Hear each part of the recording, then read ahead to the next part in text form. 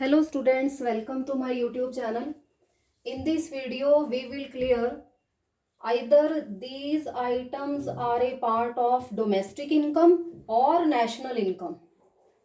So we will make a difference between them. So let us make a quick practice with the help of these diagrams I am making. First diagram, this is related to the domestic territories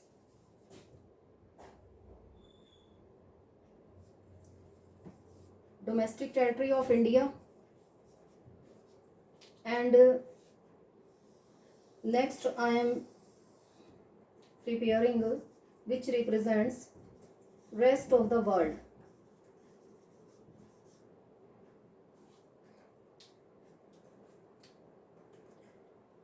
So let us start with our first option, profits earned by a branch of State Bank of India in England. So first of all, let us see where the branch is situated.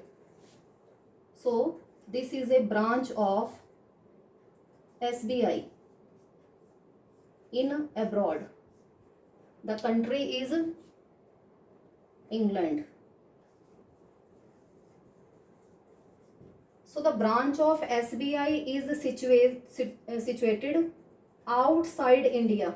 This is outside India.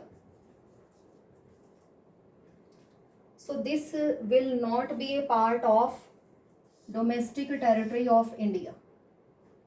So it will not be included in domestic income. Not included.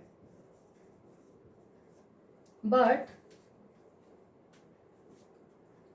this is net factor income from abroad. But the branch which is earning profits and suppose that main office of SBI is in England, it is just a branch of SBI. So SBI will send its profits to India, and that would be net factor income from abroad. So it will be a part of national income. It means it will be included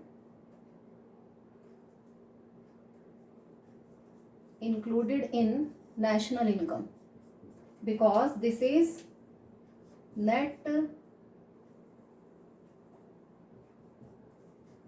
factor income from abroad. Factor income from abroad. Number 2, profits earned by a branch of foreign bank in India. So this is the office of foreign bank in India. Suppose the bank is related to USA. USA bank is situated in the domestic territory of India. So profits earned by branch of foreign bank in India. So it will be a part of domestic territory of India. It will be included in the domestic income of India because it is within the domestic territory of India. But it will not be included in national income. Why it will not be included? Because this is a foreign bank and this is USA. So the bank will send its profit to USA as a net factor income from abroad. It means for India it will not be included because this is net factor income paid to abroad. This is NFYA for USA, and we will write down factor income paid to abroad. Rather, it will be NFYA for USA. Then next, salaries to Indian residents working in American Embassy in India. American Embassy in India is not a part of domestic territory of India. It will not be included. Salaries to Indian not included,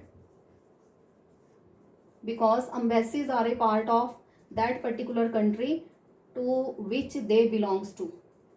But salaries to Indian residents working in American Embassy in India. So this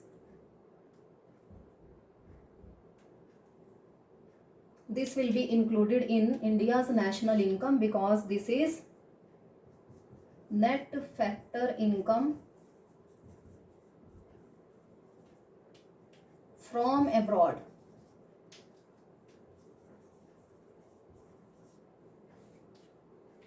Next, profits earned by a company in India owned by non-residents. Because company is situated in India, this is the company owned by non-resident. So it will be a part of domestic territory of India and will be included in India's domestic income included. But it will be not a part of national income, because this is net factor income paid abroad.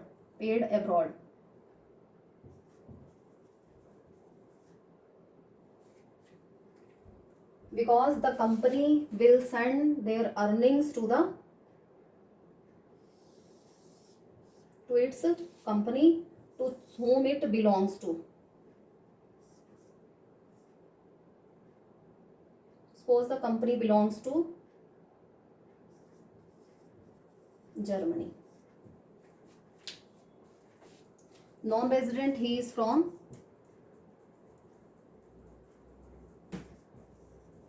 Germany.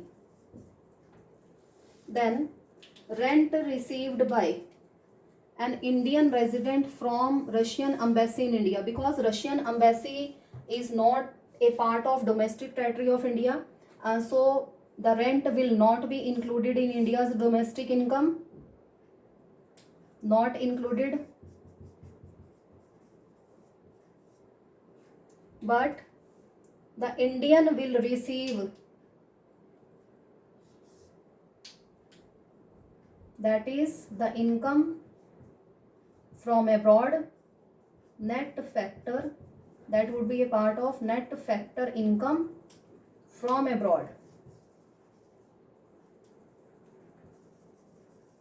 So it will be included in the India's national income, but will not be included in domestic income. Next, compensation of employees. Compensation of employees to the residents of Japan working in Indian Embassy in Japan. So anybody who is working in that particular embassy to the country which they belongs to, so this will not be a part of domestic territory of India, will not be included in India's domestic income. Compensation of employees to the residents of Japan working in Indian Embassy in Japan, this will be a part of, because Indian Embassy in Japan, it will be a part of India's domestic income. So we will pay the Japanese worker, his salaries will be included in India's domestic income, but it will not be a part of India's national income, because the employee is related to Japan, and it will be net factor income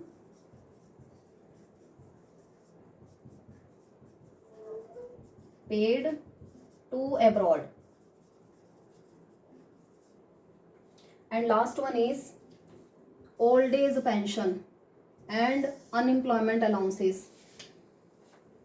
These will not be included